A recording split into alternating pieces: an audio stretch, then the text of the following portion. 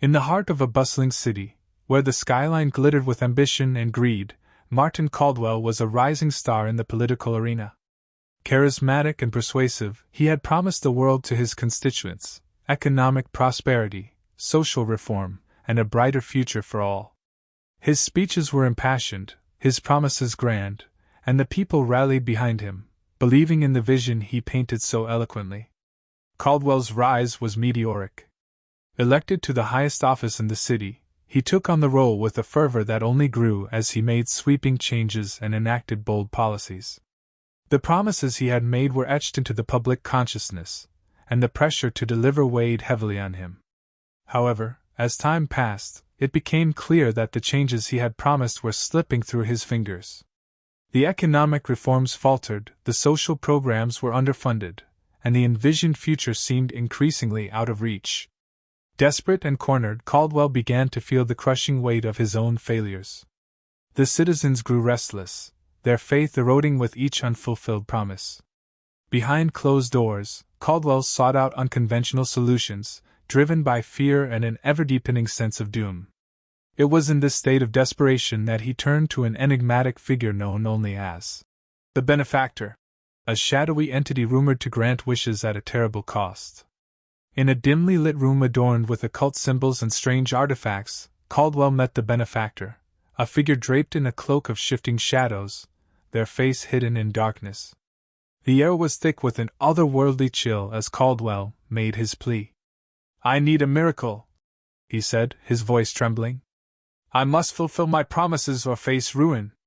The benefactor's voice was a chilling whisper, echoing from all directions. "To keep your promises, a price must be paid. The greater the promise, the greater the cost." Desperation clouded Caldwell's judgment. He agreed to the terms without fully understanding the implications. The benefactor smiled, a smile that was felt more than seen, and made a cryptic gesture.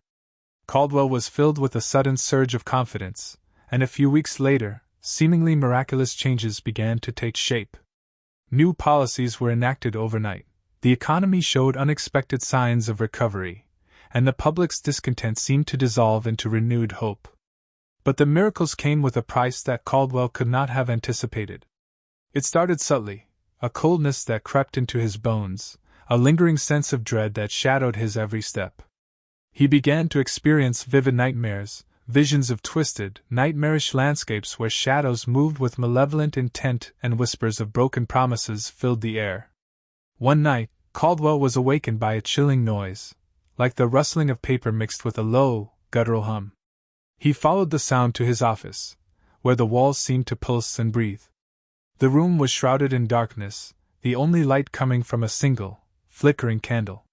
As he approached his desk, he found a series of letters, each one addressed to him from people he had failed, their contents filled with accusations and despair. The air grew colder, and Caldwell felt a presence behind him. He turned to see the benefactor standing in the shadows, their form more distinct now, an eerie amalgamation of human and spectral features. "You have kept your promises," the benefactor intoned, their voice a chilling murmur. "But the price is now due." Before Caldwell could react, the shadows in the room surged towards him, wrapping around him like chains. He was engulfed in darkness, the temperature plummeting as the shadows constricted, tightening with a force that was both physical and psychological. His screams echoed through the empty office, swallowed by the encroaching darkness. The next morning, Caldwell's office was found empty. The desk was covered in dust, the letters still lying where he had left them, but there was no sign of him. The city buzzed with rumors and speculation, but Caldwell was never seen again. The promises he had made remained unfulfilled, but the miraculous changes he had enacted persisted, a grim testament to the price he had paid.